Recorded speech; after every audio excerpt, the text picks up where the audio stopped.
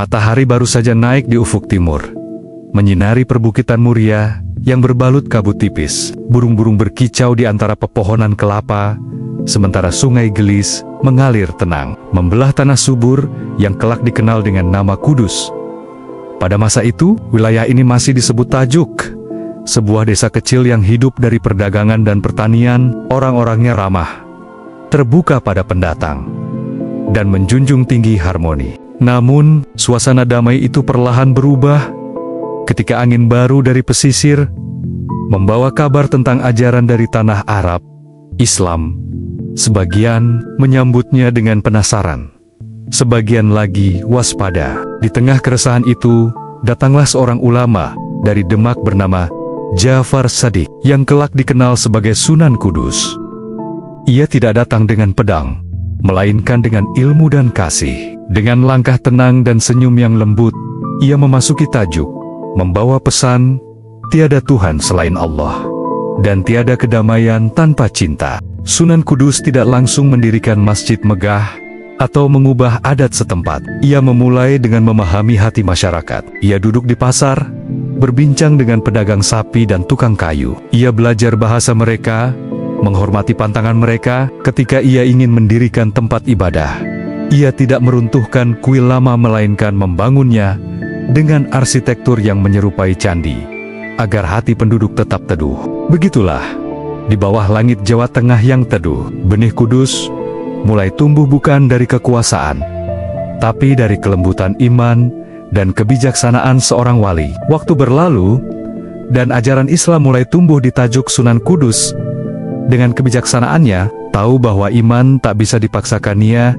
harus ditumbuhkan perlahan, seperti padi di sawah. Maka, ketika ia hendak membangun masjid, ia mengajak para penduduk dari berbagai keyakinan. Tempat sujud ini bukan hanya untuk umat Islam, katanya, tetapi juga lambang persaudaraan di bawah langit yang sama. Maka berdirilah Masjid Al-Aqsa Menara Kudus, dengan menara tinggi menyerupai Candi Majapahit. Batu bata merah disusun tanpa semen, hanya direkatkan dengan putih telur dan getah pohon. Gaya arsitekturnya memadukan unsur Hindu, Buddha, dan Islam, seolah mengikat dua peradaban menjadi satu. Di atasnya, lonceng menggantung bukan untuk memanggil sembahyang, tetapi simbol bahwa suara panggilan Tuhan bergema dalam berbagai bahasa. Penduduk pun kagum. Mereka melihat bahwa Islam tidak datang untuk menghapus warisan leluhur, tetapi untuk menyempurnakan akhlak manusia. Dalam setiap pengajaran, Sunan Kudus menekankan kasih dan adab. Ia bahkan melarang umatnya menyembelih sapi di wilayahnya, menghormati umat Hindu yang menganggap sapi suci. Tuhan tak berkenan pada ibadah yang melukai hati sesama, ucapnya lembut. Sejak saat itu, Tajuk berubah menjadi kota ilmu dan damai. Para santri berdatangan, pedagang makin ramai, dan masyarakat hidup berdampingan tanpa curiga. Menara Kudus pun menjadi saksi bahwa iman sejati bukan pada tembok masjid, tapi pada kebijaksanaan hati manusia. Setelah masjid dan menara berdiri megah di tengah kota, nama Sunan Kudus mulai tersiar ke berbagai penjuru Jawa. Namun, yang membuatnya terkenal bukan kemegahan bangunan, melainkan kelembutan dakwahnya. Ia tidak berteriak di jalanan, tidak pula mengutuk keyakinan lama. Ia berbicara dengan hati, dan mendengarkan lebih banyak daripada menasihati. Sunan Kudus sering berkeliling ke desa-desa di sekitar Muria, mengendarai kuda hitamnya yang setia. Di setiap pertemuan, ia membawa pesan sederhana, bahwa semua makhluk, manusia atau binatang, adalah ciptaan Allah yang patut dihormati. Ia menasihati para petani agar jujur dalam menimbang gabah, dan pedagang agar tidak menipu dalam berdagang. Kejujuran adalah separuh dari iman, ucapnya di pasar yang kini semakin ramai oleh pembeli dari berbagai daerah. Ia juga dikenal sebagai seorang guru yang sabar. Murid-muridnya tidak hanya diajarkan membaca Al-Quran, tetapi juga belajar menulis, berdagang, dan berdialog dengan masyarakat yang berbeda keyakinan. Salah satu muridnya, yang kelak menjadi ulama besar di pesisir utara, pernah berkata, "Guru kami mengajarkan bahwa menundukkan hati manusia lebih mulia daripada menundukkan negeri lambat laun." Ajaran Sunan Kudus menyebar ke Jepara, Pati, bahkan ke pesisir Rembang. Namun, di setiap tempat, dakwahnya selalu menyesuaikan dengan budaya setempat. Ia mengizinkan wayang untuk tetap dimainkan, selama pesan moralnya sesuai dengan nilai Islam. Ia menulis syair-syair dalam bahasa Jawa, agar pesan ketuhanan terasa akrab di telinga rakyat. Dari tanah Kudus yang kecil, cahaya itu menyebar luas menerangi hati-hati yang gelisah, menumbuhkan harapan di tengah zaman yang berubah. Namun, sebagaimana setiap cahaya selalu diiringi bayangan, perjalanan Sunan Kudus pun tidak lepas dari ujian. Ketika Islam mulai tumbuh pesat di wilayah Tajuk, sebagian orang merasa resah. Ada yang menuduhnya ingin menghapus adat. Ada pula yang menganggapnya terlalu lembut terhadap keyakinan lain. Beberapa ulama dari daerah lain bahkan mengkritik caranya berdakwah yang dianggap terlalu Jawa dan tidak cukup keras menegakkan syariat. Suatu hari, datang sekelompok pedagang dari luar kota yang mencoba memprovokasi masyarakat. Mereka memfitnah bahwa Sunan Kudus telah bersekutu dengan orang Hindu karena melarang umatnya menyembelih sapi. Apakah beliau takut kepada berhala? Kata mereka dengan nada sinis. Mendengar kabar itu, masyarakat Tajuk gelisah. Sebagian mulai ragu, sebagian lainnya marah. Namun Sunan Kudus tidak membalas dengan kemarahan. Ia mengundang semua orang ke halaman masjid di bawah bayangan menara yang kokoh.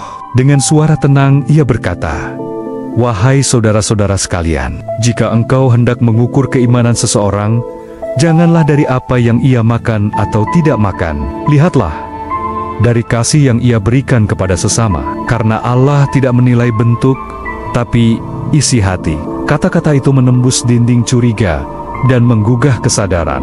Orang-orang mulai menangis, merasa malu atas prasangka mereka. Sejak saat itu, nama Sunan Kudus tak lagi sekadar dikenal sebagai guru, tapi sebagai wali yang mempersatukan hati. Meski badai fitnah datang silih berganti, ia tetap berdiri teguh menjadi menara hidup yang tak hanya menyeru ke langit, tapi juga meneduhkan bumi. Waktu bergulir, dan usia Sunan Kudus pun mulai menua. Rambutnya memutih, langkahnya semakin pelan. Namun cahaya di matanya tak pernah redup. Di setiap sore, ia masih duduk di serambi masjid, memandang menara yang menjulang di bawah langit senja. Suara azan menggema lembut, bersahutan dengan lonceng yang digantungkan di puncak menara, simbol persaudaraan yang tak pernah padam. Pada suatu pagi yang tenang, kabar duka menyelimuti kota. Sang wali, Jafar Shadiq, telah berpulang ke hadirat Allah. Tidak ada tangisan histeris, hanya doa dan haru yang bergema dari hati ribuan orang yang pernah disentuh kasihnya. Orang Islam, Hindu dan Buddha datang bersama-sama mengantar jenazahnya ke peristirahatan terakhir. Di antara isak doa, terdengar ucapan lirih seorang tua, "Beliau tak hanya guru bagi umatnya, tapi ayah bagi seluruh manusia." Sejak saat itu, Tajuk resmi dikenal dengan nama Kudus, yang berarti suci, sebuah penghormatan untuk sosok yang membawa kesucian hati ke dalam kehidupan masyarakat.